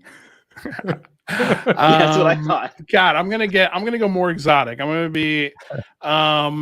gonna say the bet was, I bet you that I testify before Congress before the end of this year, and that came out of the mouth of Lue Elizondo.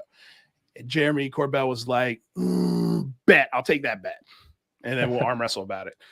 I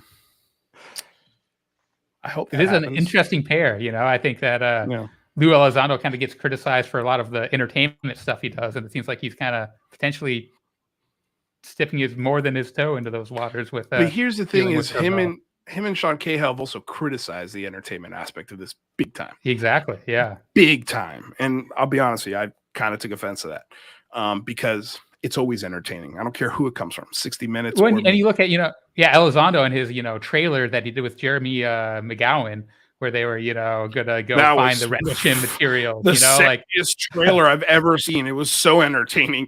It was like if you could put entertainment in a needle and a syringe and inject it into your veins. That's what that trailer was. It was also the underlining of that. It was the foundation was kind of bullshit of it, right? The Rendlesham, artifacts being they're going to go drive the Osiris and pick it up. It's just kind of ridiculous on its face, but yeah, very, very entertaining.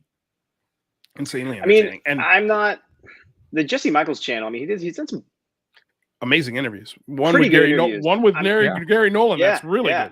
I mean, he's got some concerning ties to Peter Thiel, and he also has interviewed some people I'm really not a fan of. Sorry, so I have really mixed feelings. Can you remind me who Peter Thiel is? I feel like I know who he is, but I'm forgetting. He was the other guy who founded PayPal, if not mistaken. So he's a billionaire, and he's generally this last few years did some pretty concerning, a lot of funding into very, very. I'm getting political here. I lean left. I'm very liberal, so the right wing money for a lot of like far right efforts that have been very concerned, and Weinstein's associated with them as well because of the Thiel Capital, and it's been a little concerning because he's actually, I feel like, devoted quite a bit of energy and time and money into this topic, and it scares me a bit because I'm a little worried about this topic then becoming partisan as certain personalities get associated with UAP. I'm worried other than people on the other side might back away from it. So it's a little concerning. Here's one thing that'll give me a little hope is that this proposal proposed by the House was proposed by Mark Warner and Marco Rubio. Totally. Within Congress, very bipartisan. Very bipartisan. And so the good thing is that just keeps happening, I think. I was going to say the good thing is I haven't seen, because I do see that right-wing media lean into this story, and I asked my buddy who worked at Fox about this, and he's like, his theory behind it was, well, it's a national defense issue, so that's a hot button topic for Republicans, and it's also a secrecy thing, taxpayer money, yada yada yada, so they can sort of lean into those things, and it brings them clicks and views. But the beautiful thing is that as far as I can see, that hasn't trickled into our lawmakers. Both sides are insanely bipartisan on this. I mean, you have literally, today they went back on the PAC deal, like literally to help veterans with burn pits, right? Like, they can't even be bipartisan on that. That's crazy. But they were bipartisan on UFOs. Yeah. It's insane. Very telling. Insane. And by the way, that was a killer speech by Jon Stewart today. Yeah. That man should run for president, in my opinion. Yeah. He's too smart. He never will. Even Chappelle said it the other day at his induction speech. Not the other day. This was like 2 months ago. He would never do it, but that's the exact reason why he should. Yeah, exactly. Exactly. You know, but yeah, the reason I brought that up, I guess, the way he calls people out is great. He's brilliant mind. Yeah. Absolutely. The reason I brought that up, though, is first of all, we don't know what this even is yet. But second of all, I don't know if I'd consider one of those videos entertainment per se. You know, it's like an interview. So I don't know if I jumped to the conclusion that what they're doing is entertainment.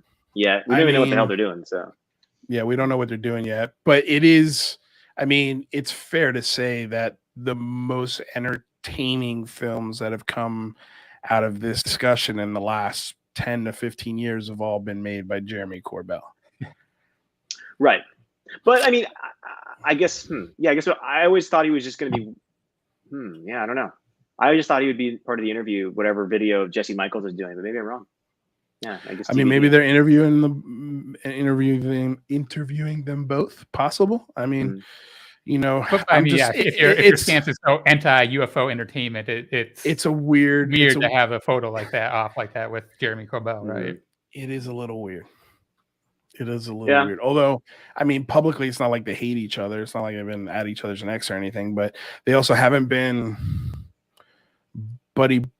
Also, you know, they kind of stay in their own lanes when it comes to interacting with each other.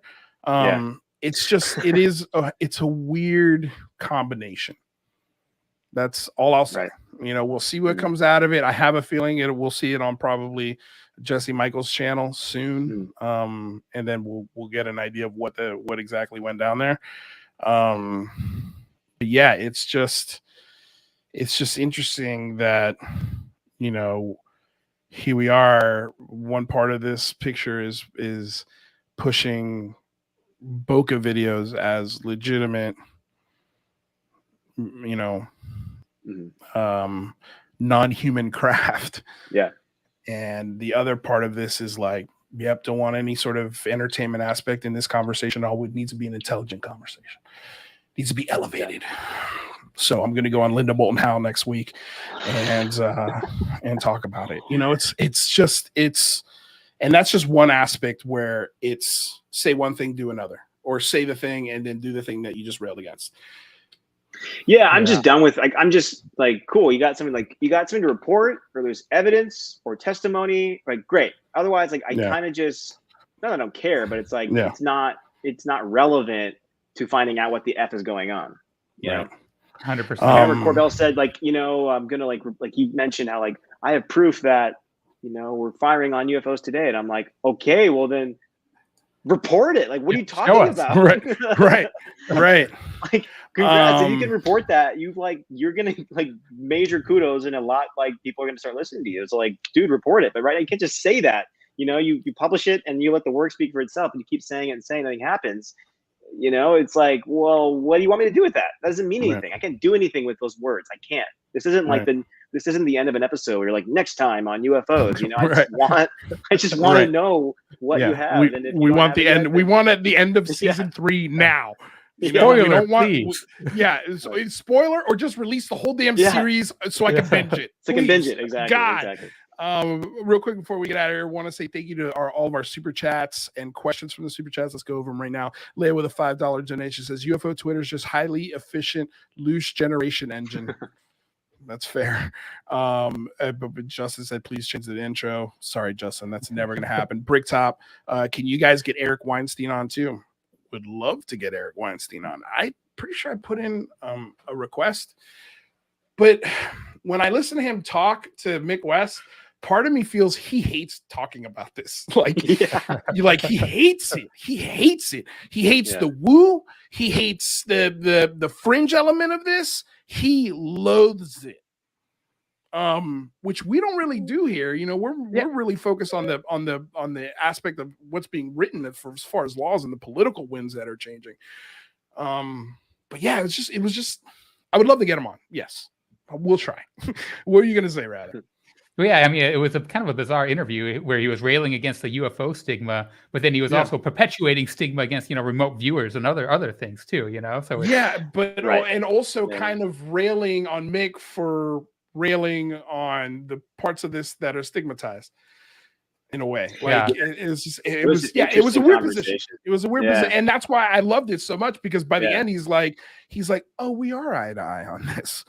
oh, I shouldn't judge a person based off of what I've seen on Twitter. 100%. Like that's what I got from that whole conversation is Eric Weinstein completely misjudged Mick West.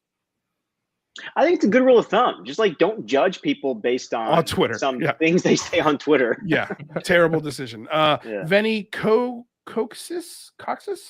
Venny Coxis, thank you so much for the donation. It says blind faith plus counter intel DoD/Lue equals unwise.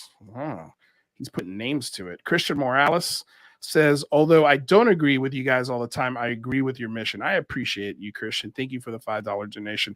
Please, guys, use the hashtag #BigPhoneHome3. This next month, we're really going to be ramping up and talking about it a lot, and you'll be tired of it by the 19th, I'm sure. But yeah, we've got essentially a little less than a month to really get this cooking. Roberts, $2 donation. They better be for a piece of Element 115. They bet it for a piece of Element. If it exists, good luck getting payment on that. Space Odysseys, $5. Sub guys, Space Odysseys. Thank you so much for being here. All right, you guys, let's get out of here. Let me put on some music. Miller, do you got anything coming up? Anything you're working on? We got to get you on the show more, man. You're killing me with your stuff. I know. Thanks, man. Yeah, it's nice to talk about it because it's just been my brain is mush from all the work I've been doing. Nothing going on too much. I'm just working on some who knows how long this will take. Some montages just over video to try to hammer home some points I want to make that I feel like are better made by the people saying them rather than this guy. So that's really it. I guess just follow me on Twitter and you'll see all the dumb things I say. And by the way, we've got Miller's Twitter handle in the description below, and that's it also on the screen at PsyOps. So go check him out. Daniel Miller, thank you so much, man, for hanging out with us. Good to talk with you guys. Try and get more Thursdays off because we need you. Yes, sir. Sounds good. You do provide great analysis on all of these bills and things, and I love bouncing back and forth with you, just making sure that I'm reading this right and, yeah, brother. and digesting it the way it should be digested. When's your video coming out, buddy? Yeah, I've been busy, so it's been a little bit slow moving, but still working on about water intelligence and what we might find down there. So yeah, subscribe over at Rather Be Squidding. All right. Well, you guys, thank you so much for coming and hanging out with us. Before we get out of here, I want to say thank you to Bill, KGRA, our KGRADB.com producer, and everybody out there on the road. Thank you for listening in. I want to say thank you to our guests and co-hosts, and Daniel. I want to say thank you to everybody in the chat who donated and joined our Patreon. You guys are amazing. You help the show stay free. If you can't support the show with the almighty dollar, don't sweat it. Just give us a like, share, subscribe, ring the bell. That way, anytime we do anything, you're alerted. Other than that, you guys have a wonderful weekend. Thank you so much for coming aboard, getting weird with us here on another episode of the Unidentified Celebrity Review. Your home for credible news, reviews, commentary on everything UAP and UFO. Until next week, you guys, stay safe out there. We love you very much. Peace.